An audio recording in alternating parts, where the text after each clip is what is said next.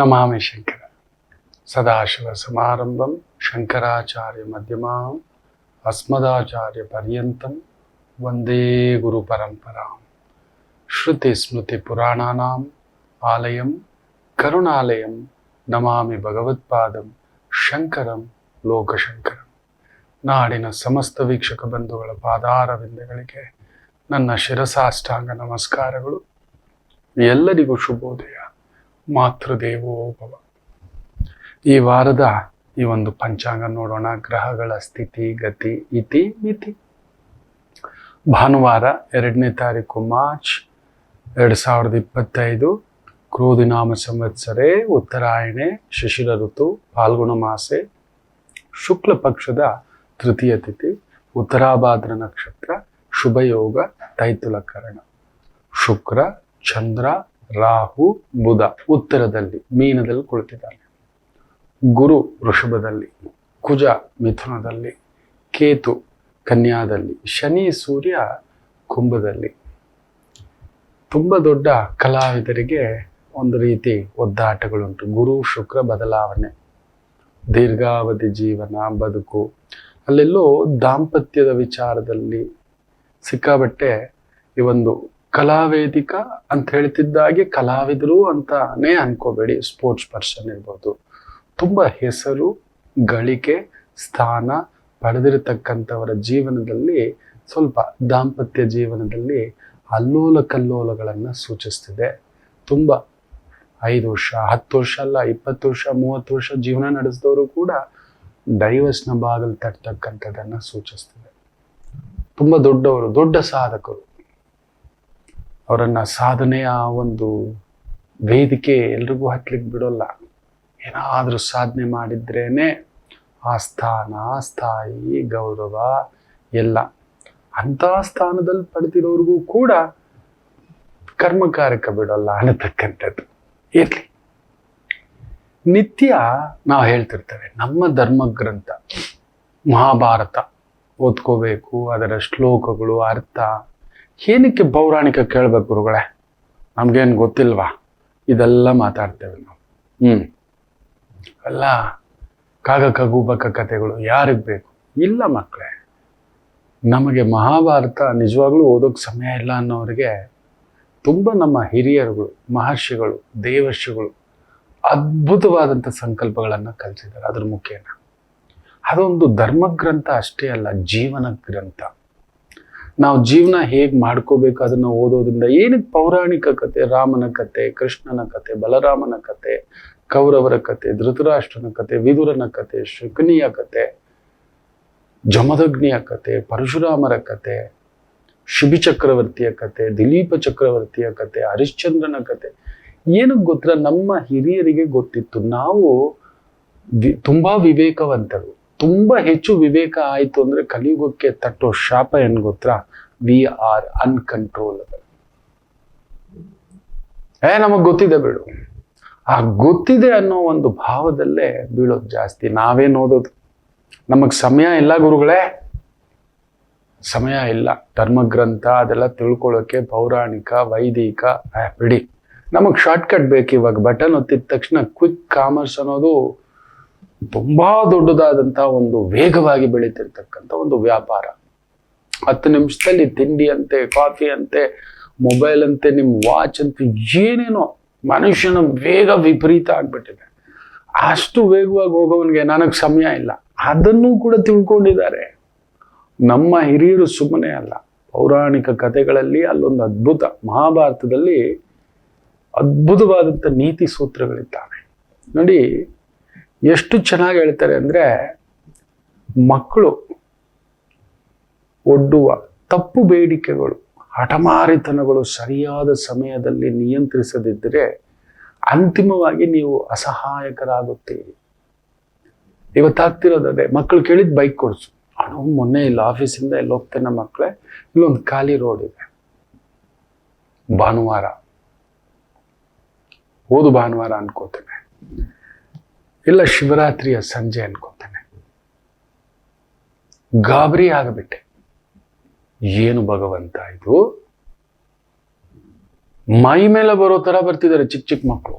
ಆ ಬೈಕ್ಗಳು ಇಟ್ಕೊಂಡು ಅಂತ ವೀಲಿಂಗ್. ತಂದೆ ತಾಯಿಗಳು ಯೋಚನೆ ಮಾಡಬೇಕು, ಎಷ್ಟು ದೊಡ್ಡ ಆಪತ್ತು. ಸಣ್ಣದು ಇವತ್ತು ಮೊಬೈಲ್ ಕೊಟ್ಟು ಹಾಳು ಮಾಡ್ತಿದ್ದೇವೆ. ಅವ್ರ ಜೊತೆ ಆಟ, ಓಟ, ಪಾಠ, ಮೈದಾನಗಳೇ ಇಲ್ಲ. ಎಲ್ಲ ದೊಡ್ಡ ದೊಡ್ಡ ಮನೆಗಳು ಕಟ್ಕೊಂಡಿದ್ದೇವೆ ವಿನ ಮೈದಾನಗಳೇ ಇಲ್ಲ. ಮಕ್ಕಳ ಜೊತೆ ಆಡೋಕ್ ಸಮಯ ಇಲ್ಲ. ಅವ್ರು ಕೇಳಿದ್ ಕೊಡಿಸು. ಏನಾಗ್ಬಿಟ್ಟಿದೆ ಅಂತ ನೋಡಿ.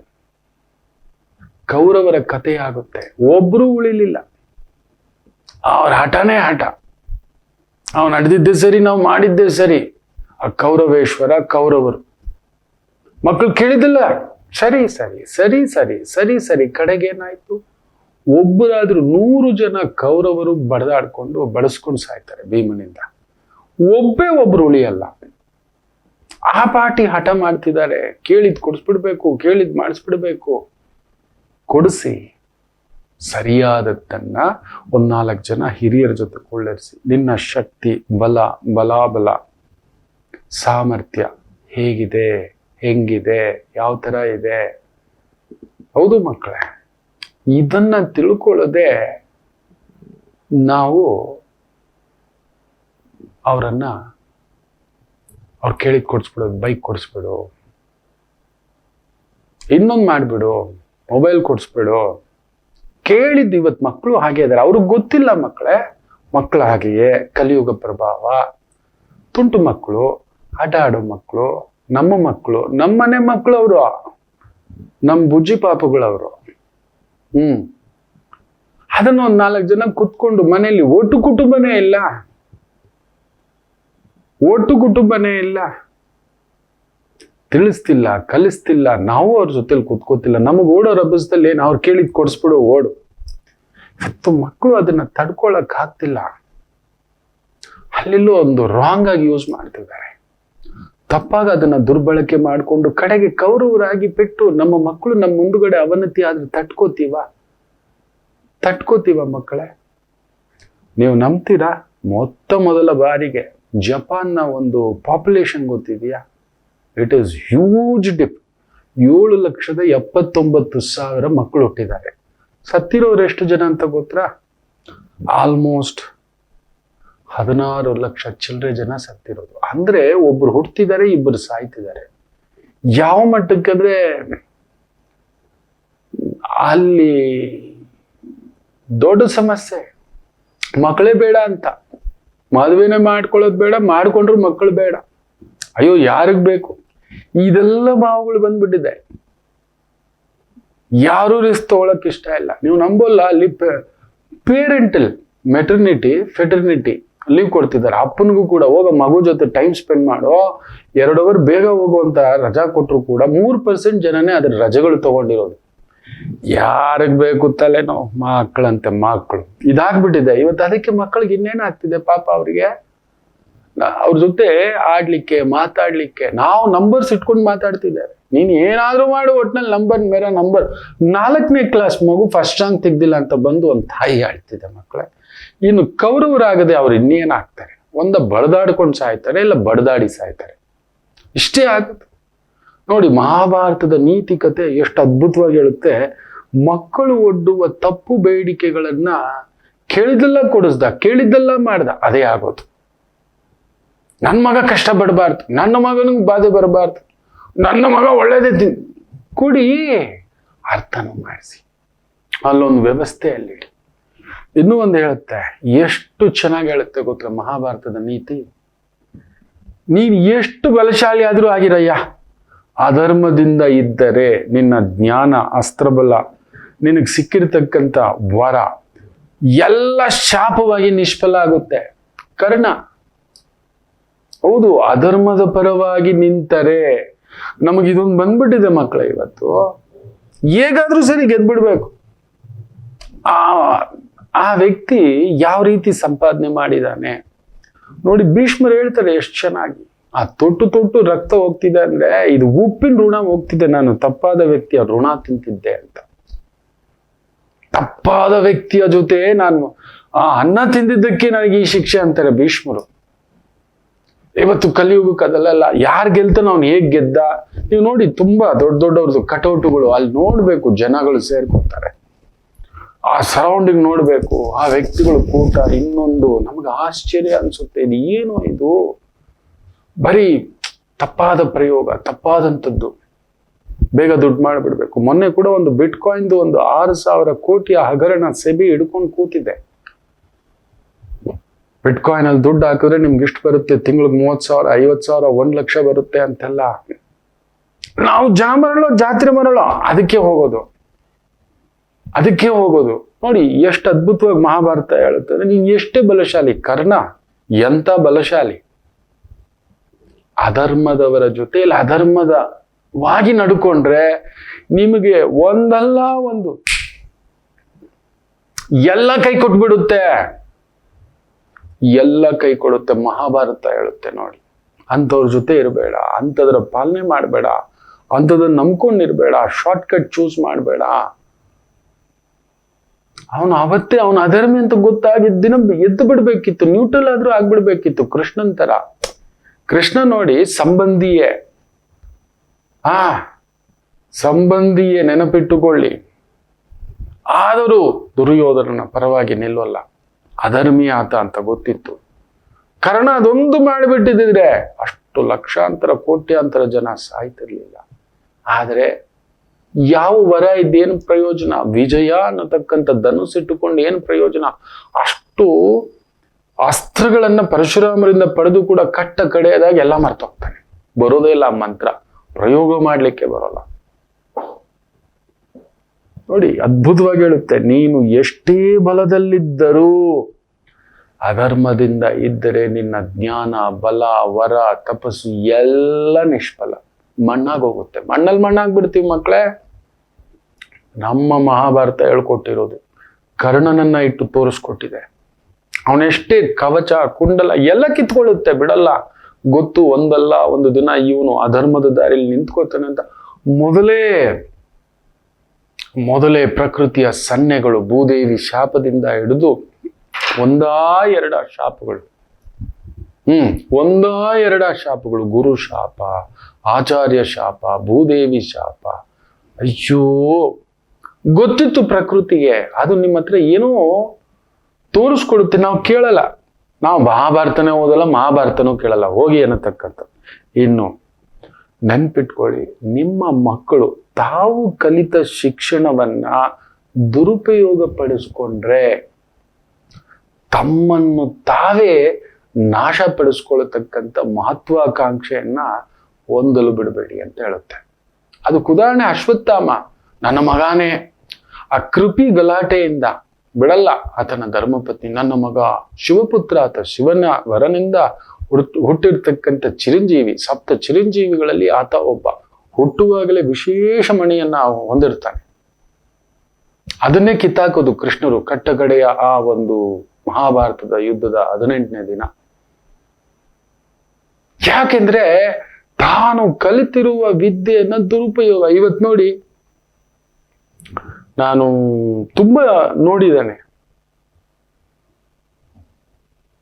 ಮೋಸಗಾರರೆಲ್ಲ ಒಂದು ಕೂಟ, ಅವ್ರ ಮಕ್ಕಳಿಗೂ ಅದೇ ಕಲ್ಸಿರ್ತಾರೆ.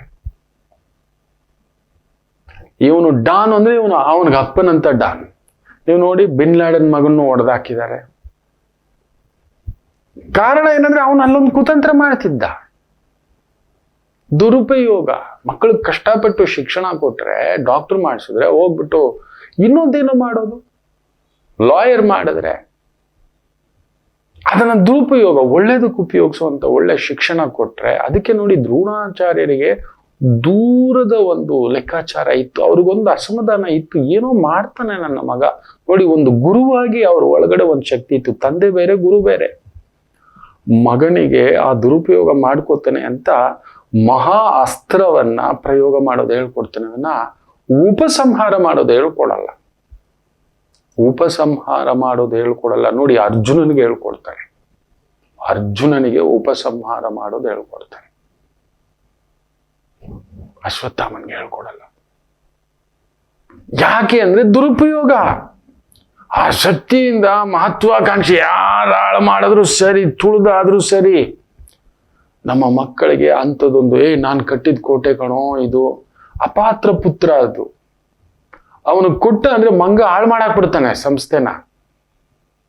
ಮಗನೇ ಆದ್ರು ನನಗೆ ಇವತ್ತಿಗೂ ನನ್ನ ಪರಮ ಪೂಜ್ಯ ಗುರುಗಳು ತಮ್ಮ ಮಕ್ಕಳಿಗೆ ಹೇಳ್ಕೊಟ್ಟಿಲ್ಲ.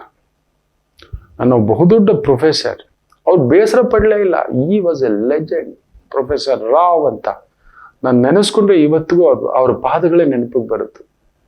ವಾಮನ ಮೂರ್ತಿ, ಆ ವಿದ್ಯೆ, ಅವರು ಗದರಿದ್ದೆ ನಾನು ನೋಡಿಲ್ಲ. ಅವ್ರ ಹತ್ರ ನಾನು ಒಬ್ಬ ಸಾಮಾನ್ಯ ಒಬ್ಬ ಒಬ್ಬ ಏನೇನೂ ಅಲ್ಲ, ಮಹಾಸಾಗರ. ಅವರು ಮಹಾಸಾಗರ. ತಮ್ಮ ಮಗ ಆಸೆ ಪಟ್ಟಿದ್ರು, ಅವ್ರಿಗೆ ಗೊತ್ತಿತ್ತು ಅವನಲ್ಲಿ ಯೋಗ್ಯತೆ ಇಲ್ಲ ಅಂತ, ಸುಮ್ಮನಾಗ್ಬಿಟ್ರು. ಧರ್ಮಪತ್ನಿ ಇಲ್ಲ ಮಾಡ್ತಾನೆ, ಆಗೋಲ್ಲ, ಬರ್ಸಿದ್ರು ಆಗ್ಲಿಲ್ಲ. ಕಡೆಗೆ ಫಾರ್ಮಸಿಸ್ಟ್ ಆದ, ಅದು ಕೂಡ ಮಾಡ್ಕೊಳ್ಳಿಲ್ಲ, ಬಿ ಫಾರ್ಮ ಮಾಡ್ಕೊಂಡು ಕೂಡ. ಒಂದು ಗುರುವಿಗೆ ಗೊತ್ತಿರುತ್ತದೆ. ನೀವು ನಂಬೋಲ್ಲ, ಒಂದು ಕೈ ನೀವು ಮೆಡಿಕಲ್ ಓದ್ತೀನಿ ಅಂತ ಅನ್ಕೊಳ್ಳಿ ಮಕ್ಕಳೇ. ಮೆಡಿಕಲಿ ಓದೋಕ್ ಕೊಡ್ತಾರೆ ಮೆಡಿಕಲ್ ಸೀಟ್, ಬಟ್ ಸರ್ಜರಿ ಮಾಡ್ಲಿಕ್ಕೆ ಕೆಲವು ನಿಯಮಗಳಿದೆ. MBBS ಬೇರೆ, MD ಬೇರೆ. ಆ ಒಂದು ಮಾಸ್ಟರ್ ಆಫ್ ಸರ್ಜನ್ ಆಗಬೇಕು ಅಂದರೆ, ಡಾಕ್ಟರ್ ಆಫ್ ಸರ್ಜನ್ ಆಗಬೇಕು ಅಂದ್ರೆ ಅವನ ಕೈ ಕದಲಬಾರ್ದು. ದೊಡ್ಡ ಆಪತ್ತು, ಕೊಡೋದಿಲ್ಲ. ಅದನ್ನ ನೀವು ನಂಬಲ್ಲ. ಯಾಕಂದ್ರೆ ಒಂದು ನರಕ್ಕೆ ಆಪರೇಷನ್ ಮಾಡುವಾಗ ಕಟ್ ಮಾಡುವಾಗ ಇನ್ನೊಂದು ನರಕ್ಕೆ ಟಚ್ ಆಗ್ಬಿಟ್ರೆ ಹೋಯ್ತು. ನಾವು ಮಲಗಿದ ಜಾಗದಲ್ಲೇ ಇಲ್ಲ ಪ್ಯಾರಾಲಿಸಿಸ್ ಆಗೋದು, ಬ್ರೈನ್ ಡೆಡ್ ಆಗೋದು, ಏನೇನೋ ನಡೆಯುತ್ತೆ ನೋಡಿ. ಮೆಡಿಕಲ್ ಕೌನ್ಸಿಲ್ ಸುಮ್ಮನೆ ಅನ್ಕೋಬೇಡಿ. ಅದನ್ನು ಕೂಡ ಕೆಲವರು ಬೇಯಿಸಿದ್ದಾರೆ. ಇವನಿಗೆ ಸರ್ಜರಿ ಆಗ್ಬೇಕು ಅಂತ ಮಾಡ್ಬೇಕು ಅಂತ ಆಸೆ ಅಲ್ವಾ, ಹೋಗಪ್ಪ ಒಂದ್ ಕೆಲಸ ಮಾಡು. ನೀನೀಗ ಯಾರಿಗಾದ್ರೂ ಆಪತ್ತು ತಂದಿಟ್ಟು ಬಿಡ್ತೀಯ ನಿನ್ನ ವಿದ್ಯೆಯಿಂದಲೇ. ಈ ವಿದ್ಯೆ ಅಪಾತ್ರ ಆಗ್ಬಿಡುತ್ತೆ. ಒಂದ್ ಕೆಲಸ ಮಾಡು, ಸರ್ಜನ್ ತಾನೇ ಆಗ್ಬೇಕು. ಪೋಸ್ಟ್ ಮಾರ್ಟಮ್ ಸರ್ಜನ್ ಮಾಡ್ತಾರೆ.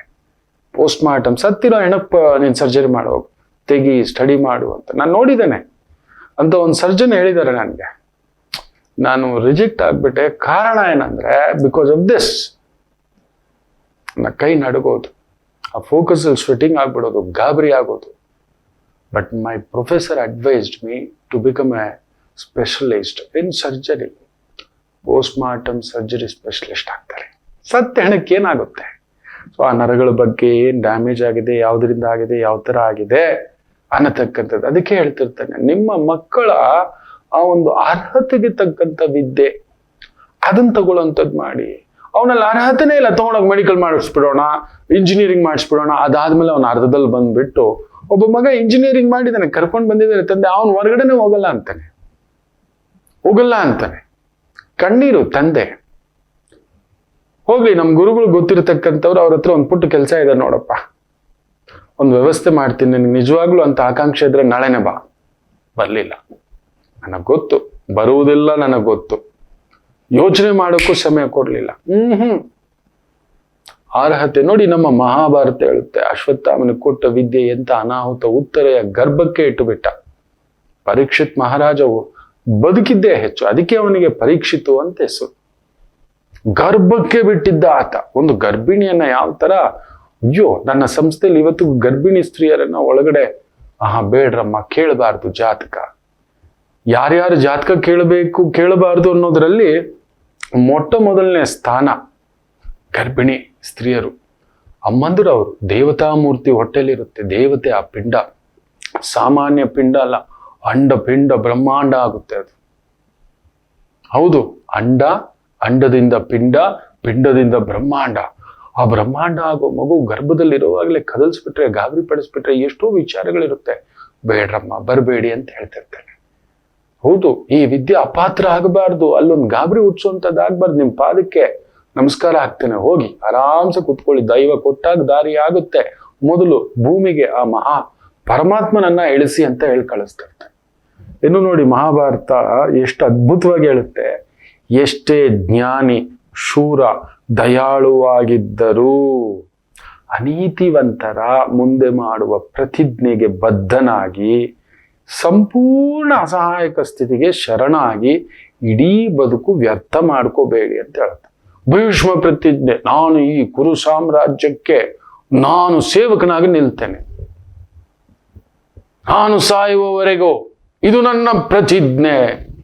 ಎಂಥ ಶೂರ ಭೀಷ್ಮರು, ಯೋಚನೆ ಮಾಡಿ ನೋಡಿ. ಅನೀತಿಯಲ್ಲಿ ಆಳ್ತಿದೆ, ನೀನು ಮಾಡಿದ್ದೆ ತಪ್ಪು ಪ್ರತಿಜ್ಞೆ. ಧರ್ಮವಂತ ದೊರೆ ಆಳುವವರೆಗೂ ನಾನು ನಿಲ್ಲುತ್ತೇನೆ ಧರ್ಮದ ಪರವಾಗಿ ಅಂತ ಪ್ರತಿಜ್ಞೆ ಮಾಡಬೇಕಿತ್ತು. ನೀನು ಸೀಟಿಗೆ ಮಾತ್ರ ಪ್ರತಿಜ್ಞೆ ಮಾಡ್ಬಿಟ್ಟೆ. ಸೀಟಲ್ಲಿ ಕುತ್ಕೊಳ್ಳೋನು ಒಳ್ಳೆಯವನ ಕೆಟ್ಟವನ, ಒಳ್ಳೆ ರಾಜ್ಯಪಾಲನೆ ಮಾಡ್ತಾನ, ಮಕ್ಳಿಗೊಂದು ನ್ಯಾಯ, ತನ್ನವ್ರಿಗೊಂದು ನ್ಯಾಯ, ಬೇರೆಯವ್ರಿಗೊಂದು ನ್ಯಾಯ. ಧೃತರಾಷ್ಟ್ರ ಅದೇ ಅಲ್ವಾ ಮಾಡಿದ್ದು. ನಾವು ಮಾಡೋದಾಗೆ ಏನ್ ಮಾಡೋದು ಸರ್, ಮಾತು ಕೊಟ್ಬಿಟ್ಟಿದ್ದೇನೆ, ನನ್ನ ಮಗ ಅಲ್ವಾ ಸರ್, ಆ ನೀತಿ ಅಂತ ನನ್ನ ಮಗ ಅಂತ ಗೊತ್ತಾದ್ರೂ ಎದ್ದು ಬಿಡ್ಬೇಕು, ನನ್ನ ತಂದೆ ಅಂತಾದ್ರೂ ಆ ಜಾಗದಲ್ಲಿ ಇರಬಾರ್ದು. ಮಹಾಭಾರತ ಕತೆ ನಮಗೆ ತಿಳಿಸಿಕೊಡುವುದು ಇದೆ. ಎಷ್ಟೇ ನೆನಪಿಟ್ಟುಕೊಳ್ಳಿ, ಅದನ್ನು ತಿಳ್ಕೊಳ್ಳದೆ ನಾವು ಹೋಗಿ ಗುರುಗಳೇ, ಹೌದು ನಾನು ಮಾತು ಕೊಟ್ಬಿಟ್ಟಿದ್ದೀನಿ, ನಾನು ನಿಂತು ಬಿಟ್ಟಿದ್ದೀನಿ, ಅಲ್ಲಿ ನಡೀತಿದೆ, ಹಗಲು ದರೋಡೆ ನಡೀತಿದೆ, ಮೋಸ ನಡೀತಿದೆ. ಇವತ್ತು ತುಂಬಾ ದೊಡ್ಡ ದೊಡ್ಡ ದೊರೆಗಳು, ದೊರೆ ಮಟ್ಟದ ವ್ಯಕ್ತಿಗಳು, ಅಧಿಕಾರಿಗಳು, ನಂಬಲ್ಲ, ಒಬ್ಬ ಬಹುದೊಡ್ಡ ಪೊಲೀಸ್ ಅಧಿಕಾರಿ ಮಕ್ಕಳೇ, ಅವರಿಗೆ ತಾತನ ಕಾಲದಿಂದ ಜಮೀನ್ ಬಂದಿರುತ್ತೆ. ಅವರು ಜಾಬ್ ರಿಟೈರ್ಡ್ ಆಗೋಷ್ಟಲ್ಲಿ ನೀವು ನಂಬ್ತೀರಾ 20 ಎಕರೆ ಜಮೀನ್ ಬಂದಿರುತ್ತೆ. ದೊಡ್ಡ SP ಮಟ್ಟದ ಅಧಿಕಾರಿ, ನೀವು ನಂಬೋಲ್ಲ, ನಿಮ್ಮ ನಡುವೆ ಓಡಾಡಿದಂತ ಒಬ್ಬ ವ್ಯಕ್ತಿ 20 ಎಕರೆ ತಾತನ ಕಾಲದ ಆಸ್ತಿ. ಅವರು ರಿಟೈರ್ಡ್ ಆಗೋಷ್ಟರಲ್ಲಿ 18 ಎಕರೆಯನ್ನ ಮಾರ್ಕೊಂಡಿರ್ತಾರೆ. ಕಾರಣ ಗೊತ್ತಾ? ಅಷ್ಟು ಸತ್ಯವಂತ, ಅಷ್ಟು ಧರ್ಮವಂತ. ಮಕ್ಕಳಿಗೆ ಪೋಸ್ಟ್ ಬರುತ್ತೆ, ಓದಿಸಿರ್ತಾರೆ, ಒಪ್ಪಲ್ಲ, ಇನ್ಕಮ್ ಟ್ಯಾಕ್ಸ್, ಪೊಲೀಸ್ ಇಲಾಖೆಗೆ ಬರುತ್ತೆ, ನಾನ್ ಪಟ್ಟಿದ್ ಸಾಕು. ಇಲ್ಲಿ ತುಂಬಾ ತಪ್ಪುಗಳು ನಡೆಯುತ್ತೆ. ನಿಮ್ಮನ್ನು ಪ್ರಚೋದನೆ ಮಾಡಿ ತಪ್ಪಾದ ವ್ಯಕ್ತಿಗಳಾಗಿ ಬದಲಾಗಿ ಬಿಡುತ್ತೀರಿ ಅಂತ ಹೇಳುತ್ತೆ ಅಂತ. ಎಸ್, ತಪ್ಪಾಗಿ ಬದಲಾಗಿ ಬಿಡುತ್ತೀರಿ ಅಂತ. ಬಿಡ್ಲೇ ಇಲ್ಲ. ಒಬ್ಬ ಆಟೋಮೊಬೈಲ್ ಇಂಜಿನಿಯರಿಂಗ್ ಮಾಡ್ಕೊತಾನೆ, ಆತನಿಗೆ ಬ್ರೇಕ್ ಇನ್ಸ್ಪೆಕ್ಟರ್ ಕೆಲಸ ಬರುತ್ತೆ, ಇಲ್ಲ RTO ಕೆಲಸ ಬರುತ್ತೆ, ಇಲ್ಲ, ಅಲ್ಲೆಲ್ಲ ನಮಗೆ ಗೊತ್ತಿಲ್ಲದೆ ನಿನ್ನ ಹೆಸರಲ್ಲಿ ಬೇರೆಯವ್ರು ಏನಾರ ಮಾಡಿ ಅದು ನಿನ್ನ ಹೆಸರು ಬಂದದು ತಪ್ಪಾಗುತ್ತೆ. ಎಷ್ಟೋ ಜನಗಳು ಜೀವದ ಜೊತೆ ಚೆಲ್ಲಾಟ. ಆಟೋಮೊಬೈಲ್ ಇಂಜಿನಿಯರ್ ಓದಿಸಿದಿಂತಾನೆ ಒಂದು ಗ್ಯಾರೇಜ್ ಹಾಕೋ, 4 ಗಾಡಿಗಳು ರಿಪೇರಿ ಮಾಡು, ನೆಮ್ಮದಿಯಾಗಿರು, ನೆಮ್ಮದಿಯ ಬದುಕು ಮುಖ್ಯ ಅಂತ. ಈ ತರ ಯಾರು ಬದುಕ್ತಾರೆ? ಅದಕ್ಕೆ ಅಂತ ಮಹಾತ್ಮರಿಂದ ತಕ್ಕ ಕಾಲಕ್ಕೆ ಮಳೆ ಬೆಳೆ ಆಗ್ತಿದೆ ಮಕ್ಕಳೇ. ಇನ್ನೊಬ್ಬನ ಕೇಳಿಸಿ ಬದುಕುವುದಲ್ಲ ನಮ್ಮ ವಿದ್ಯೆ, ನಮ್ಮ ಶಕ್ತಿ. ಅನೀತಿವಂತರ ಪರವಾಗಿ ನಿಂತುಕೊಳ್ಳತಕ್ಕಂಥದ್ದು ತಪ್ಪು. ಅಂತ ಭೀಷ್ಮ ಕೂಡ ಇಚ್ಛಾ ಮರಣೆಯನ್ನು ಮಲಗಿಸ್ಬಿಡ್ತು. ಏನಿದ್ದೇನು ಪ್ರಯೋಜನ? ಗಂಗಾಪುತ್ರ ಗಾಂಗೇಯ ಭೀಷ್ಮರಿಗೆ ಮೀರಿದ ಬ್ರಹ್ಮಜ್ಞಾನಿ ಇಲ್ಲ. ವಿಷ್ಣು ಸಹಸ್ರನಾಮವನ್ನ ಲೋಕಕ್ಕೆ ಕೃಷ್ಣರಿಂದಲೇ, ಅಂದ್ರೆ ನೀನ್ ಹೇಳ್ತಿ, ನನ್ನ ಮೇಲೆ ನಂಬಿಕೆ ಇಟ್ಟು ಹೇಳು, ನೀನೇ ಹೇಳ್ಬೋದಲ್ಲ, ನಿನ್ನ ಮೂಲಕ ಬರಬೇಕು ಅಂತ ಹೇಳಿಸ್ತಾರೆ ಭಗವಂತ. ಒಣಗೋಗ್ಬಿಟ್ಟಿದೆ ನನಗೆ, ನನ್ನ ಗಂಟ್ಲು ಅಂದ್ರೆ ಅರ್ಜುನ ಅಂತಾರೆ. ಓಡಿದು ಆ ಗಾಂಗೆಯ ಪುತ್ರನಿಗೆ ಗಂಗಾ ನದಿ, ಯಾವ್ದ್ಯಾವ್ದೋ ನೀರು ಕುಡಿಯೋದಿಲ್ಲ. ಭೀಷ್ಮರು ನೆನಪಿಟ್ಟುಕೊಳ್ಳಿ, ಆ ಒಂದು ಯುದ್ಧ ಸಮರಕಾಂಡದಲ್ಲಿ ಕುರುಕ್ಷೇತ್ರ, ಆ ಭೂಮಿಯಲ್ಲಿ ಓಡೋಡಿ ಯಾರ್ಯಾರೋ ಏನೇನೋ ನೀರು ತಂದ್ರೆ ಅದು ಗಾಂಗೇಯ ಅಂದ್ರೆ, ಅಂತ ಗಾಂಗೇಯನನ್ನು ಬಿಡಲಿಲ್ಲ, ದೇವವ್ರತನನ್ನು ಬಿಡಲಿಲ್ಲ. ನೆನಪಿಟ್ಟುಕೊಳ್ಳಿ, ಅಷ್ಟ ವಸುಗಳಲ್ಲಿ ಒಬ್ಬ ವಸು ಆತ, ಶಾಪಗ್ರಸ್ತ, ಬಿಡಲೇ ಇಲ್ಲ. ಏನಿದ್ದೇನೋ ತನ್ನ ಗುರುವನ್ನೇ ಸಾಮನಾಗಿ ನಿಂತು ಬಡದಾಗ್ತವನು. ಪರಶುರಾಮರ ಜೊತೆಯಲ್ಲ, ನೆನಪಿಟ್ಟುಕೊಳ್ಳಿ, ಪರಶುರಾಮರು ಕಡೆಗೆ ಹೇಳ್ಬಿಡ್ತಾರೆ, ಆಗದ ಮಾತು ಅಂತ. ಅಂಬೆಗೆ ಎಲ್ಲಮ್ಮ ಅನ್ನತಕ್ಕಂಥದ್ದು. ಆಕೆ ಬೇರೇನ್ ಮಾಡ್ಬೇಕು ಅಂದ್ರೆ, ಹೋಗು ನೀನ್ ತಪಸ್ ಮಾಡ್ಕೊ ಅಂತ. ಅದಕ್ಕೆ ದಾರಿ ಶಿವನೇ ತೋರಿಸ್ತಾನೆ. ನಾನು ಯಾರು ಸಪ್ತ ಚಿರಂಜೀವಿಗಳಲ್ಲಿ ಪರಶುರಾಮರು ಒಬ್ಬರು. ಯಾರಿಂದ ಈ ವಿದ್ಯೆ ಈ ಕೊಡಲಿ ಪಡೆದೆನೋ ಅವರೇ ದಾರಿ ತೋರಿಸ್ತಾರೆ ಅಂತ.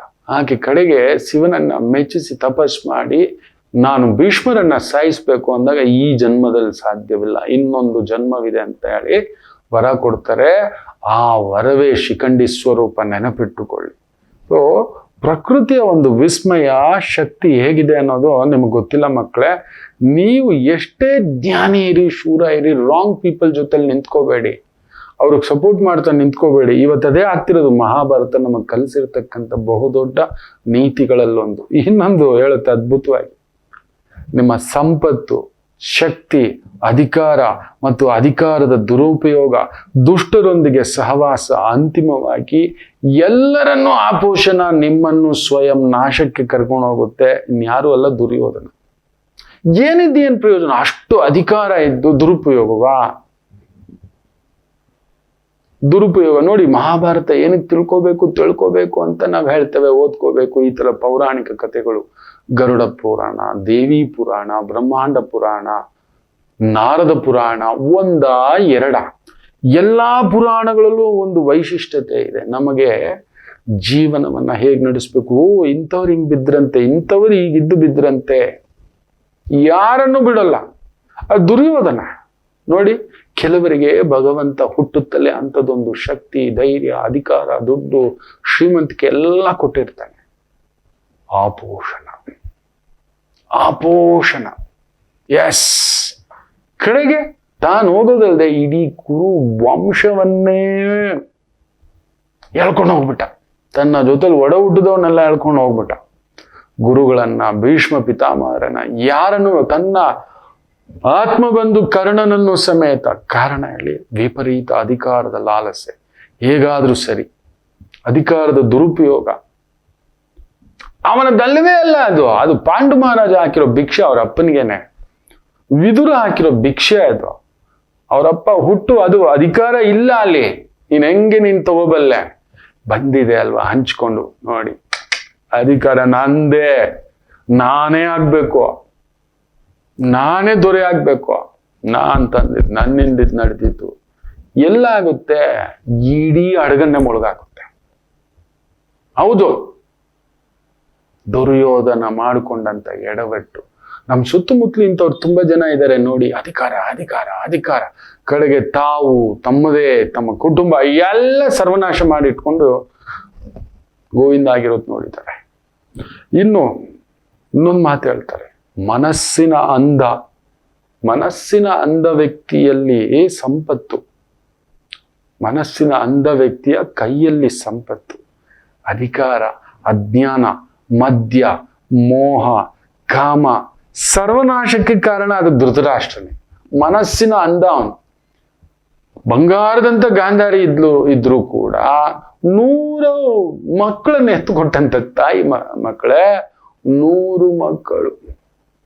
ಗಂಡನ್ಗೋಸ್ಕರ ಸರ್ವಸ್ವವೂ ತ್ಯಾಗ ಮಾಡಿದಂತ, ತನ್ನ ಒಂದು ಕಣ್ಣಿಗೆ ಕಟ್ಟಿಕೊಂಡಂತ ಒಂದು ಸಾಧ್ವಿಮಣಿ ಗಾಂಧಾರಿ ದೇವಿ. ತನ್ನ ಗಂಡನಾಗುವವನು ಅಂಧ ಅಂತ ತಿಳಿದಿದ್ದಾಗ, ತಿಳಿದ ತಕ್ಷಣ ಇಮಿಡಿಯೇಟ್ ಬಟ್ಟೆ ಕಟ್ಕೊಳ್ತಾಳೆ. ಅವ್ರಿಗೆ ಕಣ್ಣು ಕಾಣಿಸಿಲ್ಲ ಅಂದ್ಮೇಲೆ ನಾನು ನೋಡಬಾರ್ದು ಯಾವುದನ್ನ ಅಂತ. ಆದರೂ ಅಲ್ಲೊಂದು ಸಖಿ ಜೊತೆ ಸೇರಿ ಒಂದು ಮಗುನ ಹುಟ್ಟಿಸ್ಕೊತಾನೆ. ವಿಪರೀತ ಮದ್ಯ, ಮೋಹ. ಅಯ್ಯೋ ರಾಮಚಂದ್ರ, ಅವನೇ ಇಷ್ಟೂ ಒಂದು ಮಹಾಭಾರತ ನಡಿಲಿಕ್ಕೆ ಮೂಲ ವಿರಾಟ್. ಕಲಿಪ್ರಭಾವ ಅಂದ್ರೇನೆ ಅವನೇ ವಿಷವೃಕ್ಷ. ಅದರಿಂದಲೇ ಅವನ ಮಕ್ಕಳು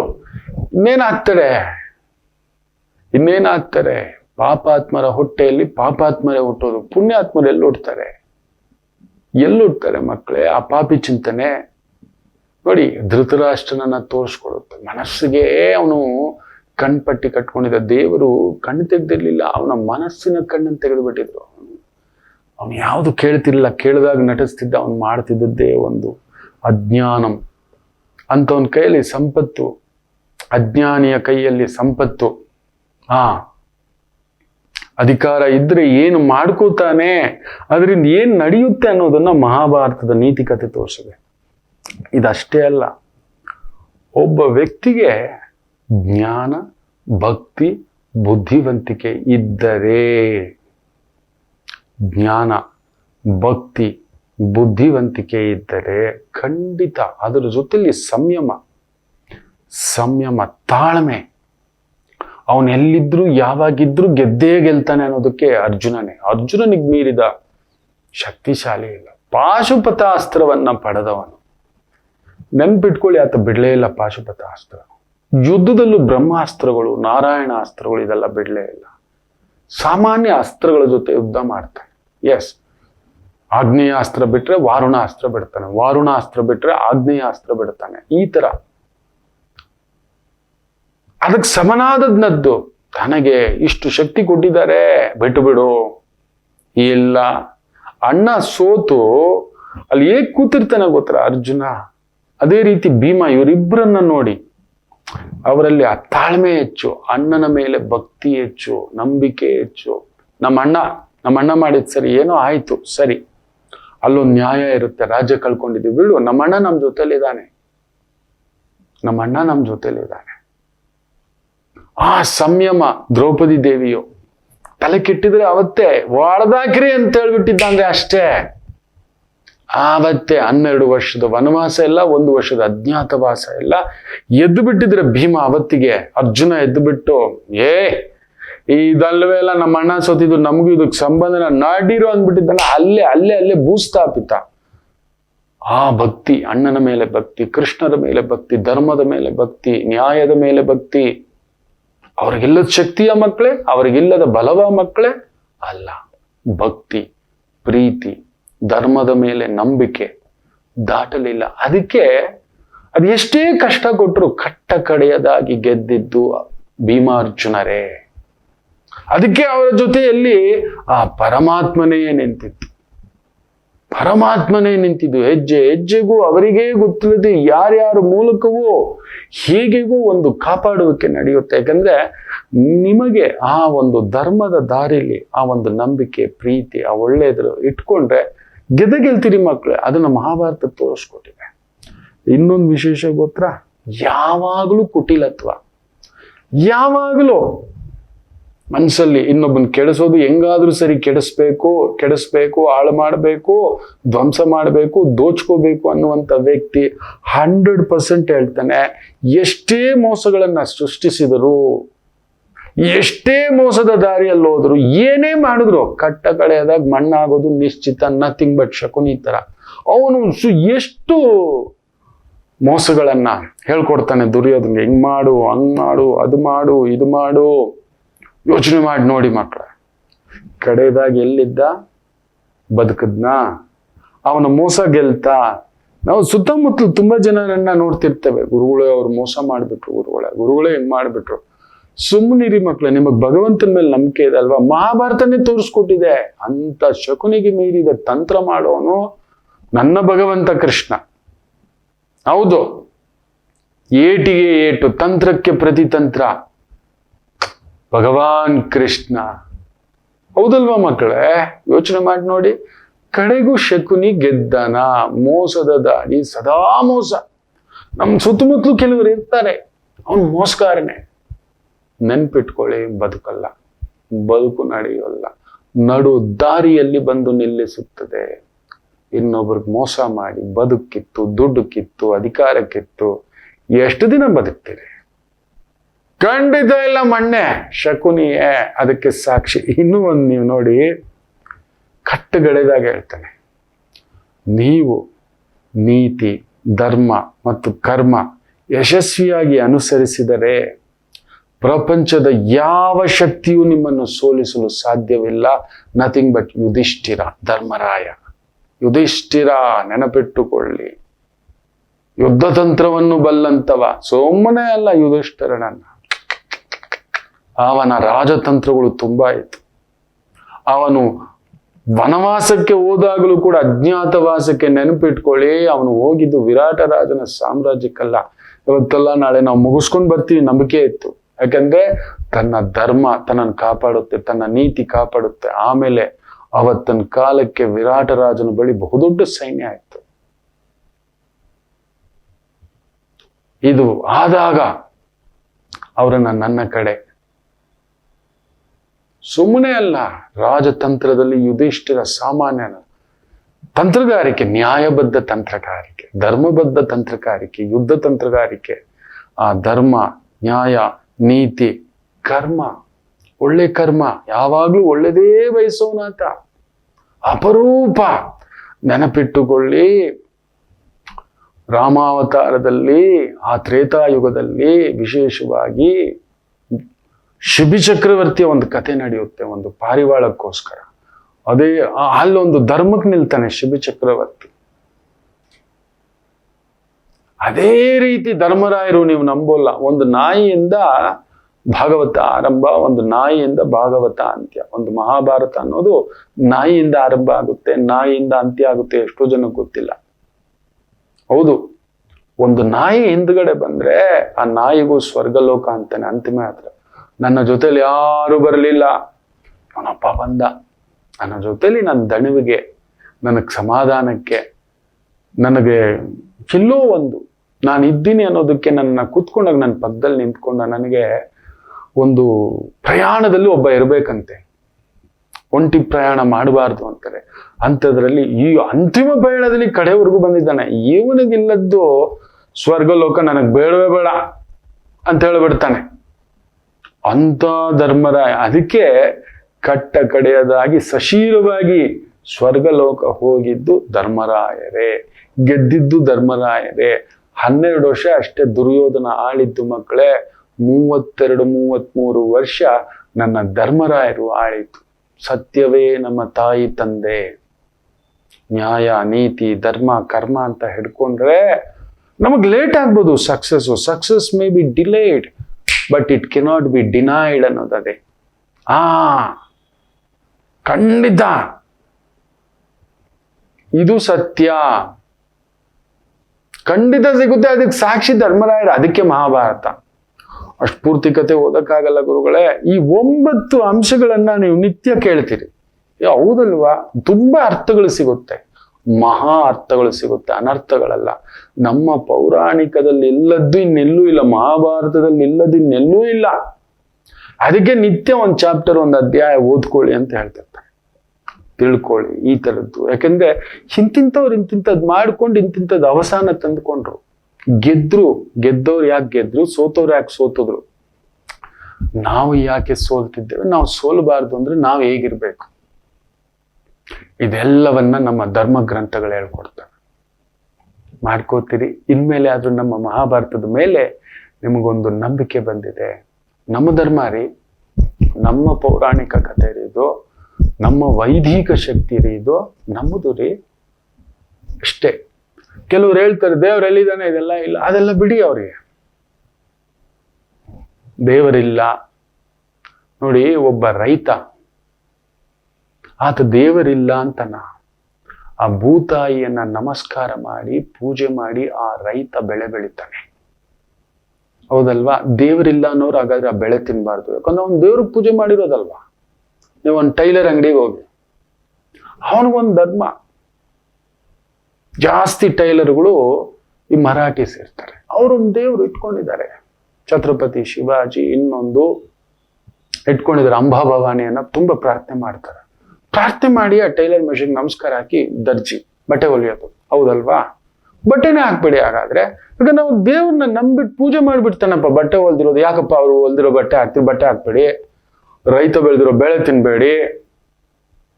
ಬೇಡ, ಕಾರ್ ಓಡಿಸ್ತಿದೀವಲ್ವಾ, ಕಾರ್ ಶೋರೂಮ್ಗೆ ಹೋಗಿ, ಪ್ರತಿ ಕಾರಲ್ಲೂ ಆ ಕಾರ್ ಶೋರೂಮ್ ಒಂದು ಸಮೇತ ಬೆಳಗ್ಗೆ ಬಂದಿದ್ದೆ ಶೋರೂಮ್ ತೆಗೆಯುವಾಗ ನಮಸ್ಕಾರ ಮಾಡ್ತಾನೆ ಭಗವಂತನಿಗೆ. ಕಾರ್ ಬಿಟ್ಬಿಡಿ, ಕೊಟ್ಬಿಡಿ. ದೇವ್ರ ಮೇಲೆ ನಂಬಿಕೆ ಇಲ್ವಲ್ಲ. ಯಾಕಂದ್ರೆ ಅವ್ನು ಪೂಜೆ ಮಾಡಿನ ಬಿಸ್ನೆಸ್ ಮಾಡಿರೋದಪ್ಪ. ಕಾರ್ ಕೊಟ್ಟಿರೋದು, ಆಕ್ಸಿಡೆಂಟ್ ಆಗ್ಬಾರ್ದು ಅಂತ ನಿಂಬೆ ನೋಡುದು, ಇನ್ನೊಂದು ಎಲ್ಲ ಕೊಟ್ಟಿರೋದು. ಆ ಡ್ರೈವರ್ ಕೂಡ ಪೂಜೆ ಮಾಡಿನ ಹತ್ತಿರೋದು, ತೆಗೆದ್ಬಿಡಿ. ಬೇಡ. ಹೌದು, ಇದೆಲ್ಲ ತುಂಬಾ ಜನ ದೇವ್ರಿಲ್ಲ, ಎಲ್ಲಿದ್ದಾನೆ ಅಂತೆಲ್ಲ ಹೇಳ್ತಾರಲ್ವಾ. ಇದೆಲ್ಲ ದೇವ್ರ ಪ್ರಾರ್ಥನೆ ಮಾಡಿರೋನಲ್ವಾ. ಅವನು ಕಟಿಂಗ್ ಶಾಪ್ಗೆ ಹೋಗಿ, ಅವನು ಅಷ್ಟೇ, ಅವನಿಗೆ ಅವನ ಕತ್ತರಿಯೇ ದೇವರು, ಅವನ ಕಾಯಕವೇ ದೇವರು. ದೇವ್ರ ಮೇಲೆ ಮಾತಾಡ್ತಾರಲ್ವಪ್ಪ. ಕಟಿಗೆ ಮಾಡ್ಕೋಬೇಡಿ, ಕರಡಿ ಮುಖ ಆಗೋಗುತ್ತೆ ದೇವ್ರಿಲ್ಲ ಅನ್ನೋರು. ಹೌದು, ನಾವು ಉಸಿರಾಡೋ ಗಾಳಿಯನ್ನ ವಾಯುದೇವರು ಅಂತೇವೆ. ಅದನ್ನ ಒಂದು ಮರವನ್ನು ಪೂಜಿಸ್ತೇವೆ, ಹಣ್ಣು ಬಿಡೋ ತಾಯಿಯಪ್ಪ ಅಂತ, ನೆರಳು ಕೊಡೋ ತಾಯಿಯಪ್ಪ ಅಂತ. ನೆರಳು ತಗೋಬೇಡಿ, ಅದನ್ನ ತಗೊಂಡ್ ಬಂದು ಆ ಮರನ ಕಟ್ ಮಾಡಿ ಬಾಗ್ಲೇ ಇಡಬೇಡಿ ನಿಮ್ ಮನೆಗೆ. ಯಾಕಂದ್ರೆ ನಾವು ಪೂಜೆ ಮಾಡಿರೋ ಮರಪ್ಪ ಅದು. ನಿಮಗ್ ದೇವ್ರಿಲ್ಲ ಅಲ್ಲ, ನಾವು ಪೂಜೆ ಮಾಡಿದ ಮರ ಯಾಕೆ ಎತ್ಕೋತೀರಿ? ಯೋಚನೆ ಮಾಡಿ ನೋಡಿ.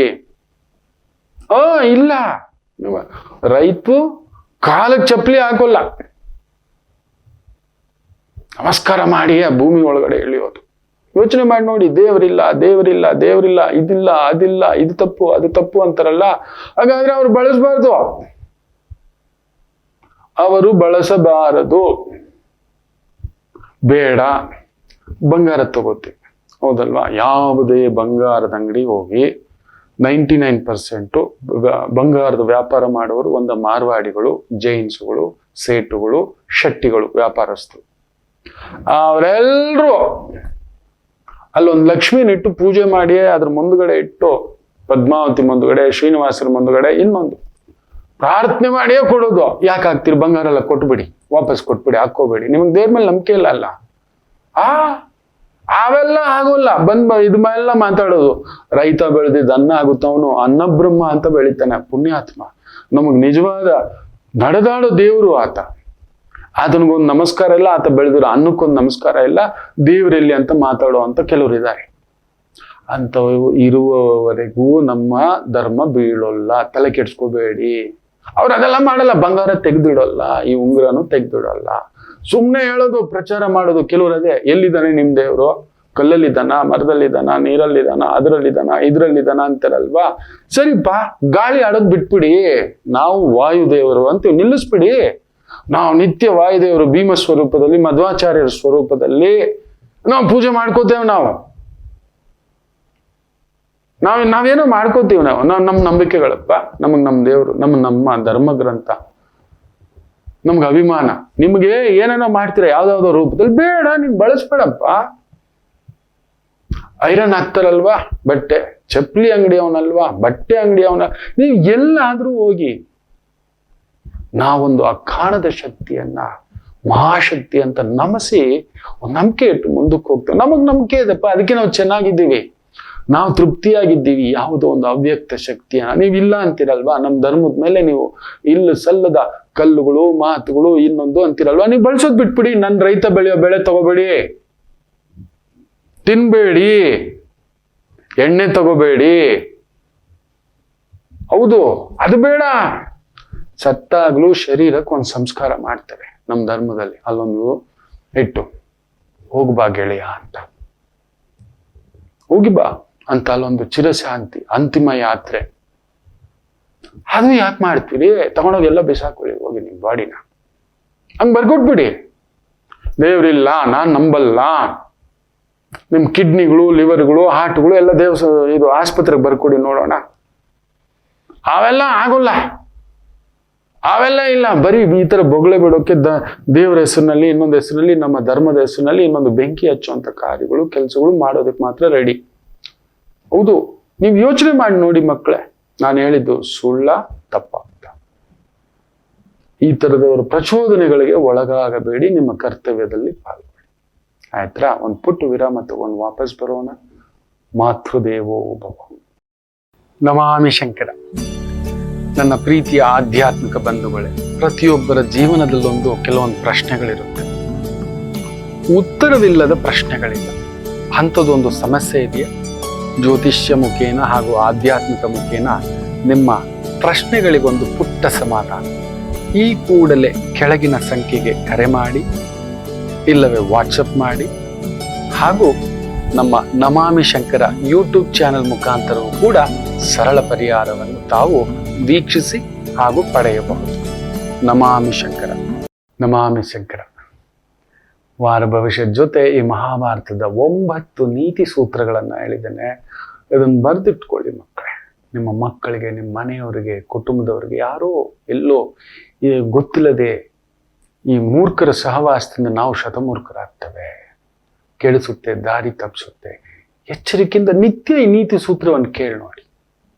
ನಿಮ್ಮಲ್ಲೊಂದು ಎಚ್ಚರಿಕೆ ಹುಟ್ಟುತ್ತೆ. ಓಹೋ, ಇದು ಮಾಡಿದ್ದಕ್ಕೆ ಹೀಗೆ, ಅತಿಯಾದ ಅಧಿಕಾರ, ಅತಿಯಾದ ವಿದ್ಯೆ, ದಾರಿ, ಎಂಥ ವಿದ್ಯೆ ಆದ್ರೂ ಅದು ದಾರಿ ತಪ್ಪಿಸ್ಬಾರ್ದು. ಇದೆಲ್ಲ ತುಂಬಾ ನಿಮ್ಮ ಜೀವನವನ್ನ ಬದಲಾಯಿಸುತ್ತೆ. ನೆಮ್ಮದಿಯಾಗಿ ಬದುಕ್ತೀರಿ ಮಕ್ಕಳೇ. ನೆಮ್ಮದಿ ಮುಖ್ಯನಾ, ಅಂದ ಮುಖ್ಯನಾ, ಆನಂದ ಮುಖ್ಯನಾ? ಯೋಚನೆ ಮಾಡಿ. ಮೇಷರಾಶಿ. ಕುಜ ಪ್ರಬಲವಾಗಿ ಮಿಥುನದಲ್ಲಿ ಕುಳಿತಿದ್ದಾನೆ. ಬುದ್ಧಿಕಾರಕನ ಮನೆಯಲ್ಲಿ ಆ ಬುದ್ಧಿಕಾರಕ 12 ಮನೆಯಲ್ಲಿ ಮಲಗಿದ್ದಾನೆ. ಸೊ ನಿಮ್ಮ ದಾರಿ, ನಿಮ್ಮ ಬುದ್ಧಿ, ನಿಮ್ಮ ಆಲೋಚನೆ ತಪ್ಪಿಸುತ್ತದೆ. ಈ ವಾರ ಎಚ್ಚರಿಕೆ. ಯಾವ ಕೆಲಸ ಮಾಡಬೇಕೋ ಮಾಡಿಸಲ್ಲ, ಯಾವ್ದು ಮಾಡಬೇಕೋ ಅದನ್ನ ಬಿಡಿಸ್ತಾನೆ, ದಾರಿ ತಪ್ಪಿಸ್ತಾನೆ. Lord of confusion. 12ನೇ ಮನೆಯಲ್ಲಿ ಚತುರ್ಗ್ರಹಗಳ ಸಂಗಮ ಇದೆ. It's not a right. ವ್ಯಯಕಾರಕ, ವ್ಯಯಸ್ಥಾನ, ನಿದ್ರಾಸ್ಥಾನ, ಕಳ್ಕೊಳ್ಳೋ ಸ್ಥಾನ, ತೂಕಡಿಸೋ ಸ್ಥಾನ, ಎಚ್ಚರಿಕೆ. ಶುಭ ಕಾರ್ಯಗಳು ಈ ವಾರ ನಿಮಗಿಲ್ಲ. ಯಾವುದು ದುಡುಕಿನ ವ್ಯವಹಾರ ಮಾಡ್ಲಿಕ್ಕೆ ಹೋಗಬೇಡಿ. ಇರೋದನ್ನ ಉಳಿಸ್ಕೊಳ್ತಕ್ಕಂಥದ್ದು ಮಾಡಿ. ಟೀಚಿಂಗ್, ಪ್ರೀಚಿಂಗ್, ಕೌನ್ಸಿಲಿಂಗ್, ಗೈಡಿಂಗ್, ಇಂತಹ ವ್ಯವಹಾರ ಉದ್ಯೋಗ ಅನುಕೂಲ. ಇನ್ನು ವೃಷಭ ರಾಶಿ, ಲಾಭದಲ್ಲಿ ಚತುರ್ಗ್ರಹಗಳು ಖಂಡಿತ ನಿಮ್ಗೆ ಲಾಭ ಕೊಡಬೇಕು. ವೃಷಭ ರಾಶಿ ಕಳ್ಕೊಂಡಿದ್ದು ಪಡಿತೀರಿ, ಪಡ್ಕೊಂಡಿದ್ದಕ್ಕಿಂತಲೂ ಹೆಚ್ಚು ಪಡೀತೀರಿ. ಗೌರವ, ಹೆಸರು, ಕೀರ್ತಿ, ಪ್ರತಿಷ್ಠೆ, ಸಂಪಾದನೆ, ಶುಭ ಕಾರ್ಯಗಳು, ಮದುವೆ ಕಾರ್ಯಗಳು, ಇದೆಲ್ಲವೂ ನಡೆಯತಕ್ಕಂಥ ಮದುವೆ ಮಾತುಕತೆಗಳು, ವ್ಯವಹಾರ ಅಭಿವೃದ್ಧಿಗಳನ್ನ ನೋಡತಕ್ಕಂಥ ಅದ್ಭುತವಾದಂಥ ಕುಂಭದ್ರೋಣ ಮಳೆ ವೃಷಭ ರಾಶಿ ಅವರಿಗೆ. ಸ್ವಲ್ಪ ಆತರ ದುಡುಕು ಇರುತ್ತೆ, ಹುಷಾರಾಗಿ, ನಂಬಬೇಡಿ ಯಾರನ್ನು. ಮಿಥುನ ರಾಶಿ, ಕೇಂದ್ರದಲ್ಲಿ ಶುಭ ಗ್ರಹಗಳು ಅಸುರ ಗ್ರಹಗಳು ಎರಡೂ ಸೇರಿದೆ. ಜಾಗ್ರತೆ. ಭೂಮಿ, ದೊಡ್ಡ ದೊಡ್ಡ ಭೂಮಿದೇನಾದ್ರೂ ಹಗರಣ ಮಾಡ್ಕೊಂಡಿದ್ರಿ, ಯಾರ್ದು ಕಬ್ಜಾ ಮಾಡಿಟ್ಟಿದ್ರಿ, ಬರೆ ಹಾಕ್ಬಿಡ್ತಾನೆ ಗುರು. 12 ಗ್ಯಾರಂಟಿ ಹೇಳ್ತಾನೆ, ಜೈಲಿಗೆ ಹೋಗ್ಬಿಡ್ತೀರಿ. ಇಲ್ಲ ಇನ್ನೊಬ್ರು ಶಾಪಕ್ಕೊಳಗಾಗಿ ವಂಶ ನಿರ್ವಂಶ ಆಗ್ಬಿಡುತ್ತೆ. ನೆನ್ಪಿಟ್ಕೊಳ್ಳಿ, ದೇವರ ಸೊತ್ತು, ಪ್ರಜೆಗಳ ಸೊತ್ತು, ಕಂಡವರ ಸೊತ್ತು ತಿಂದವನು ಯಾವತ್ತು ಅವನು ಚೆನ್ನಾಗಿರ್ತಾನೆ. ಇಲ್ಲ ಅವನ ತಲೆವರೆಗೂ ಮಕ್ಕಳು ಮೊಮ್ಮಕ್ಕಳು ಹೊಡೆದಾಕ್ಬಿಡುತ್ತೆ.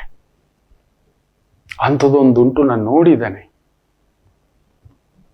ಬೇಡ ಮಕ್ಕಳು. ಯಾಕಂದ್ರೆ ವಿಪರೀತ ರಾಜಯೋಗ ಕುಳಿತಿರತಕ್ಕಂಥ ಒಂದು ವಿಶೇಷ. ದೇವರು ಜೋರಾಗಿ ದೀಪ ಉರಿಸ್ತಾನೆ ಅಂದ್ರೆ ಆರಿಸ್ಲಿಕ್ಕನೆ ಅಂತ. ಕೆಲವ್ರಿಗೆ ಆತರ ಅಧಿಕಾರ ಕೊಟ್ಟಾಗ ಕೆಟ್ಟದನ್ನ ಬೆಳೆಸ್ಕೊಬಿಡ್ತಾರೆ. ತುಂಬಾ ದುಡ್ಡು ಬಂದಾಗ, ತುಂಬಾ ಜ್ಞಾನ ಬಂದಾಗ ಸ್ವಲ್ಪ ಎಚ್ಚರಿಕೆ. ಮಿಕ್ಕಂತೆ ಕಲಾ ಮಾಧ್ಯಮದಲ್ಲಿದ್ದೀರಿ, ಎಕ್ಸ್ಪೋರ್ಟ್, ಇಂಪೋರ್ಟ್, ಬಟ್ಟೆ, ಹೂವು, ಹಣ್ಣು, ಅಲಂಕಾರ, ಅದ್ಭುತ ಪ್ರಗತಿ. ರಿಯಲ್ ಎಸ್ಟೇಟ್ ಅಲ್ಲಿ ಪ್ರಗತಿ. ಕರ್ಕಾಟಕ ರಾಶಿ, ಭಾಗ್ಯದಲ್ಲಿ ಚತುರ್ಗ್ರಹಗಳ ಸಂಗಮ. ಕುಜನೊಬ್ಬನಿಗೆ ಬಲ ಇಲ್ಲ, ದೇಹವನ್ನ ಫಿಟ್ ಆಗಿ ಇಟ್ಕೊಳ್ಳೋದು ನೋಡ್ಕೊಳ್ಳಿ. ಅದೊಂದು ನೋಡ್ಕೊಳ್ತಕ್ಕಂಥದ್ದು ಮಾಡಿ.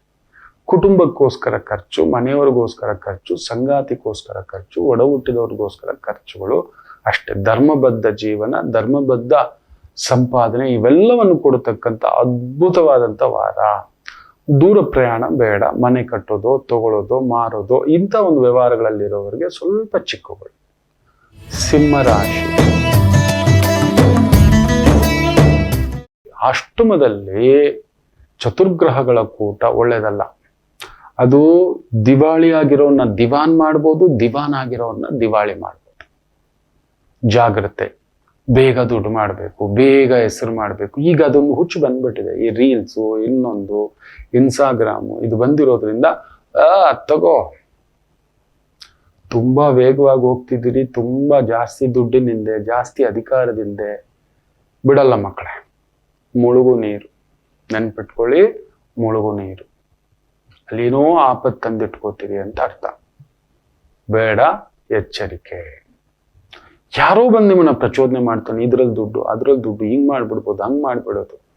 ನನ್ನ ಅಜ್ಜ ಹೇಳಿದ ಮಾತು ಹೇಳ್ತೇನೆ, ಕಬಿ ನಜ್ದೀಕಿ ಫಾಯ್ದಾ ಮತ್ ಸೋಚು.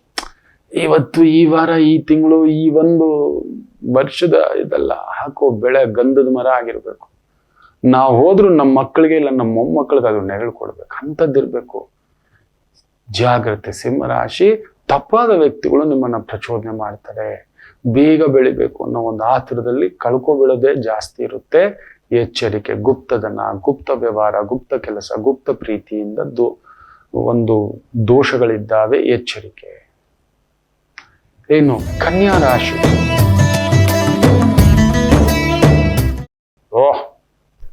ಕೇಂದ್ರದಲ್ಲಿ ಚತುರ್ಗ್ರಹ ಪ್ಲಸ್ ನಿಮ್ಮನೇಲೆ ಕೇತು 5, ಆಮೇಲೆ ಕುಜ ಬೇರೆ 10. ಸೊ ಒಟ್ಟು 6 ಗ್ರಹಗಳ ಪರಿಭ್ರಮಣ ನಡೀತಿರೋದ್ರಿಂದ ಒಂಥರ ವಿಚಿತ್ರವಾಗಿ ನಡೆಯುತ್ತೆ. ನಿಮಗೆ ಆಗದ ದೊಡ್ಡ ದೊಡ್ಡ ಕೆಲಸಗಳೆಲ್ಲ ಆಗ್ಲಿಕ್ಕೆ ಶುರು ಆಗುತ್ತೆ. ಕುಟುಂಬ, ಅಭಿವೃದ್ಧಿ, ಯಾರೂ ಮಾಡದ ಕೆಲಸಗಳು, ಯಾರೂ ಸಾಧಿಸದ ಕೆಲಸಗಳನ್ನ ಮಾಡುವಷ್ಟು ಶಕ್ತಿ ಚೈತನ್ಯವನ್ನ ಕೊಡತಕ್ಕಂಥ ವಾರವಾಗಿರುತ್ತೆ. ಯೂಸ್ ಇಟ್ ಮಕ್ಕಳೇ. ಈ ಮಂತ್ ಎಂಡ್ವರೆಗೂ ನಿಮಗೆ ಜಾಕ್ಪಾಟೆ, ಅಂತಿಂಥದ್ದಲ್ಲ. ಈ ಮಂತ್ ಎಂಡ್ವರೆಗೂ beautiful. Interior decorator, architects division ಅಲ್ಲಿ ಇದ್ದೀರಿ, ಶಿಲ್ಪಕಲೆ, ಚಿತ್ರಕಲೆ, ಬಂಗಾರದ ವ್ಯವಹಾರ, ಬಣ್ಣ, ಅಲಂಕಾರ, ಡಾನ್ಸು, ಮ್ಯೂಸಿಕ್ಕು, ಕಲಿಸೋದು, ಟೀಚ್ ಮಾಡೋದು, ಗೈಡ್ ಮಾಡೋದು, ಅಲಂಕಾರ, ಒಪ್ಪ, ಓರಣ, ಅದ್ಭುತ ಪ್ರಗತಿಯ ವಾರ.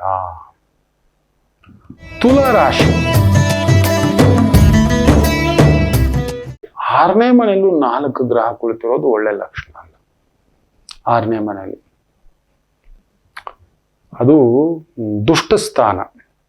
ರಾಶಿಯಾಧಿಪತಿ 6ನೇ ಮನೇಲಿ ಹೋಗಿ ಕೂತಿದ್ದಾನೆ ಅಂದ್ರೆ ನಾನೇ ಹೋಗ್ಬಿಟ್ಟು, ಧರ್ಮರಾಯನೇ ಹೋಗ್ಬಿಟ್ಟು ಅವ್ರು ಕರೆದ್ರು ಅಂತ ಹೋಗಿ ಜೂಜಾಟಕ್ಕೆ ಕೂತ್ಕೋಬಿಟ್ಟ.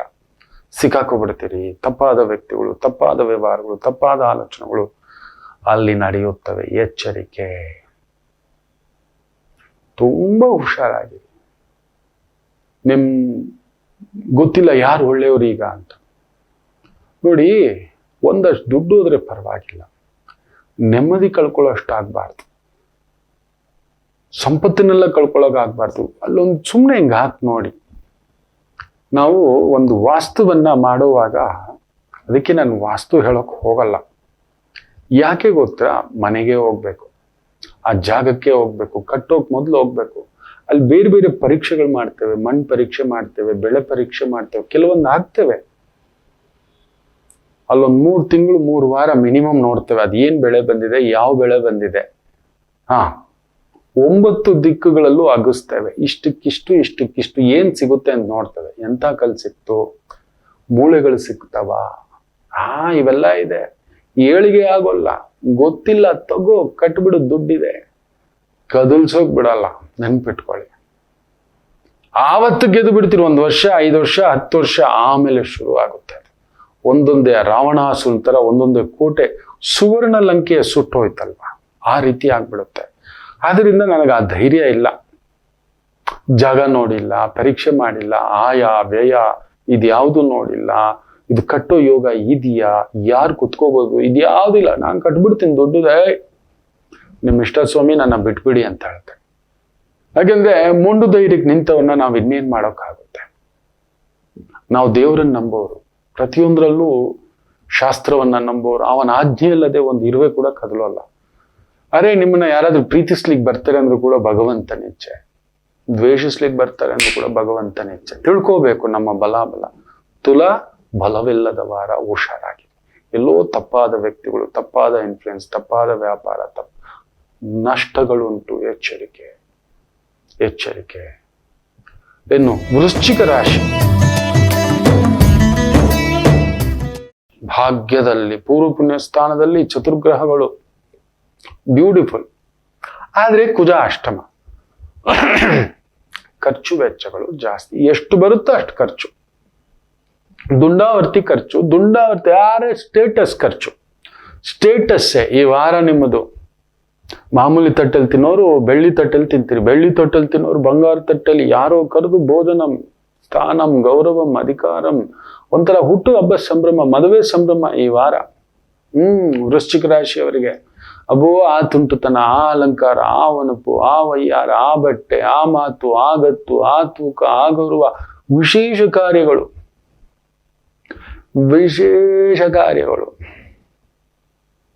ಆ ರೀತಿಯದ್ದಿರುತ್ತೆ. ಎಂಜಾಯ್ ಮಾಡಿ, ತೊಂದರೆನೇ ಇಲ್ಲ. ಇನ್ನು ಧನುಸು ರಾಶಿ, ಸುಖ ಸ್ಥಾನದಲ್ಲಿ ಶುಕ್ರ, ರಾಹು ಬೇರೆ. ನೋಡಿದ್ದು ಕೇಳಿದ್ದು ಎಲ್ಲ ಸಿಗುವಂತ ಯೋಗ. ಅಂಥದೊಂದು ಮಹತ್ ಸಾಧನೆ. ಚೆನ್ನಾಗಿದೆ. ಬಟ್ಟೆ, ಹೂವು, ಹಣ್ಣು, ಅಲಂಕಾರ, ಟ್ರಾವೆಲ್ಸ್ ಲೈನಲ್ಲಿ ಇದ್ದೀರಿ, ಟ್ರಾನ್ಸ್ಪೋರ್ಟ್ ಲೈನಲ್ಲಿ ಇದ್ದೀರಿ, ಏವಿಯೇಷನ್ ಲೈನಲ್ಲಿ ಇದ್ದೀರಿ. ಅದ್ಭುತ ಪ್ರಗತಿ ಕಾಣತಕ್ಕಂಥ ಒಂದು ವಾರವಾಗಿರುತ್ತೆ. ಬಾಯಿ ಸಿಹಿ, ಮನಸ್ಸು ಸಿಹಿ, ಹೃದಯ ಸಿಹಿ, ನೋಡುವುದೆಲ್ಲ ಸಿಹಿಯೇ. ಜಾಸ್ತಿ ಸಿಹಿ ತಿನ್ಬೇಡಿ. ಮಕರ ರಾಶಿ, ವಿಜಯ ಸ್ಥಾನದಲ್ಲಿ ಅದ್ಭುತವಾಗಿ ಕುಳಿತಿದ್ದಾರೆ. ಬಟ್ ವಾಕ್ ಸ್ಥಾನದಲ್ಲಿ ಸೂರ್ಯ, ಸ್ವಲ್ಪ ಜಾಗ್ರತೆ. ಸರ್ಕಾರಿ ಮಟ್ಟದ ಕೆಲಸ ಕಾರ್ಯ ವ್ಯವಹಾರಗಳಲ್ಲಿ ಪ್ರಗತಿ. ಸೋದರ ವರ್ಗದವರ ಒಂದು ಸಣ್ಣ ಎಳೆದಾಟ ಇರುತ್ತೆ. ಗೌರವ ಕಡಿಮೆ ಇಲ್ಲ, ಅಧಿಕಾರ ಕಡಿಮೆ ಇಲ್ಲ, ಅಂತಸ್ತು ಕಡಿಮೆ ಇಲ್ಲ, ಪದವಿ ಕಡಿಮೆ ಇಲ್ಲ. ಸ್ತ್ರೀ ಸಹಕಾರ, ಸ್ತ್ರೀಯರಿಗೆ ಸಂಬಂಧಿತ ವೃತ್ತಿ ಉದ್ಯೋಗ ವ್ಯವಹಾರಗಳು ಅದ್ಭುತ. ಕುಂಭರಾಶಿ ಯೌವನ ಬರುತ್ತೆ. ಅಧಿಕಾರ ಬರುತ್ತೆ. ಧನಸ್ಥಾನದಲ್ಲಿ ಚತುರ್ಗ್ರಹಗಳ ಸಂಗಮ. ಬುದ್ಧಿಪೂರ್ವಕವಾಗಿ ಕೆತ್ತನೆ, ಚಿತ್ರಕಲೆ, ಪೇಂಟಿಂಗು, ಅಂದ, ಕಲಾ, ಸ್ಪೋರ್ಟ್ಸು, ಆಟ, ಓಟ, ದೇವಸ್ಥಾನಗಳು, ಆಗಮ, ಶಿಲ್ಪಿ, ಚಿತ್ರಕಲೆ, ಪೇಂಟಿಂಗ್, ಆಕ್ಟಿಂಗ್, ದುನಿಯಾ ನಿಮ್ಮದು ಈ ವಾರ. ಬಟ್ ಕುಜ ಪಂಚಮದಲ್ಲಿ ಸ್ವಲ್ಪ ಹುಷಾರು. ಕುಜ ಪಂಚಮದಲ್ಲಿದ್ದಾನೆ. ದೇವತಾ ಅರ್ಚನ, ದೇವಿ ಅರ್ಚನ, ದೇವಿ ದರ್ಶನ ಇವುಗಳ ಸೌಭಾಗ್ಯ ಉಂಟು. ನೋಡಿ, ನಮ್ಗೇನಾದ್ರೂ ಒಂದು ಒಳ್ಳೆ ಸಿಕ್ಕಾಬಟ್ಟೆ ಬರ್ತಿದೆ ಅಂದ್ರೆ ಸರೆಂಡರ್ ಟು ಗಾಡ್. ಆಗಲ್ಲ, ಹೋಗೋದೇ ಇಲ್ಲ. ನಮಗ್ ಜಾಸ್ತಿ ಇದ್ದಾಗ ದೇವರ ಹತ್ರ ಹೋಗೋದೇ ಇಲ್ಲ, ಕಡಿಮೆ ಇದ್ದಾಗಲೇ ಹೋಗೋದು. ಜನ ಮರಳೋ ಜಾತ್ರೆ ಮರಳೋ ಇವತ್ತು ಹಂಗಾಗ್ಬಿಟ್ಟಿದೆ. ಚೆನ್ನಾಗಿದ್ದಾಗ್ಲೇ ಕೊಡಕ್ಕಾಗುತ್ತಾ? ಚೆನ್ನಾಗಿದ್ದಾಗ್ಲೇ ಅಪ್ಕೊಳಕ್ಕಾಗೋದು, ಚೆನ್ನಾಗಿದ್ದಾಗ್ಲೇ ಹಂಚೋಕ್ಕಾಗೋದು. ಜ್ವರ ಬಂದು ಮಲಗ್ಬಿಟ್ಟಿದೀನಿ, ಎಲ್ಲಿ ಹಂಚೋದು? ನಿಮ್ಮ ಹತ್ರ ಮಾತಾಡೋಕೆ ತ್ರಾಣ ಇಲ್ಲ ಅಂತೆ. ಸೊ ಈ ವಾರ ಮಳೆಗಾಲದ ವಾರ ಚೆನ್ನಾಗಿದೆ. ಬಟ್ ಆದ್ರೂ ಸೂರ್ಯ ತಲೆ ತಿನ್ನಿಸ್ತಾನೆ. ಸ್ವಲ್ಪ ಟೆನ್ಷನ್ಗಳು ವೃತ್ತಿಪರವಾಗಿರುತ್ತೆ. ಏನು ತೊಂದರೆ ಇಲ್ಲ. ದೇವಿ ಲಕ್ಷ್ಮಿ ಶ್ರೀನಿವಾಸ ದರ್ಶನ ಮಾಡ್ಕೊಳ್ಳಿ, ಒಳ್ಳೇದಾಗುತ್ತೆ. ಇನ್ನು ಮೀನರಾಶಿ.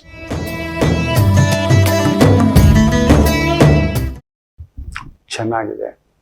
ಚತುರ್ಗ್ರಹಗಳು ನಿಮ್ಮ ಮನೆಯಲ್ಲೇ. ಅಷ್ಟಮಾಧಿಪತಿ, ಸಪ್ತಮಾಧಿಪತಿ, ಪೂರ್ವ ಪುಣ್ಯ ಸ್ಥಾನಾಧಿಪತಿ. ಸುಖದಲ್ಲಿ ಕುಜ ಸ್ವಲ್ಪ ಸ್ಟ್ಯಾಂಡರ್ಡು, ಸ್ಟೇಟಸ್ಸು ಈ ಥರದ್ರಲ್ಲಿ ಸ್ವಲ್ಪ ಬೇಯಿಸ್ಬಿಡ್ತಾನೆ. ಅದೊಂಚೂರು ನೋಡ್ಕೊಳ್ಳಿ. ಮಿಕ್ಕಂತೇನು ತೊಂದರೆ ಇಲ್ಲ. ಗೋ ಎಡ್. ಡೈಮಂಡ್ ವ್ಯಾಪಾರಿಗಳು, ಮುತ್ತು ರತ್ನಗಳ ವ್ಯಾಪಾರಿಗಳು, ಸ್ತ್ರೀಯರಿಗೆ ಸಂಬಂಧಿತ ವ್ಯಾಪಾರ, ಹೂವು, ಹಣ್ಣು, ಹಾಲು, ಬೆಣ್ಣೆ, ತುಪ್ಪ, ಮೊಸರು, ಎಕ್ಸ್ಪೋರ್ಟ್, ಇಂಪೋರ್ಟ್, ಅಲಂಕಾರ, ಒಪ್ಪ, ಓರಣ, ಲಕ್ಸುರಿ ಐಟಮ್ಸು, ಇಂತಹ ಒಂದು ವೃತ್ತಿ ಉದ್ಯೋಗದಲ್ಲಿ ಇರತಕ್ಕಂಥವರಿಗೆ ವಿಶೇಷ ಮಳೆಗಾಲವೇ. ಸ್ವಲ್ಪ ಖರ್ಚು ಜಾಸ್ತಿ ಅಷ್ಟೇ, ಮಿಕ್ಕಂತೇನು ತೊಂದರೆ ಇಲ್ಲ. ಎಲ್ಲರಿಗೂ ಒಳ್ಳೆಯದಾಗಲಿ. ಮಾತೃದೇವೋ ಭವ.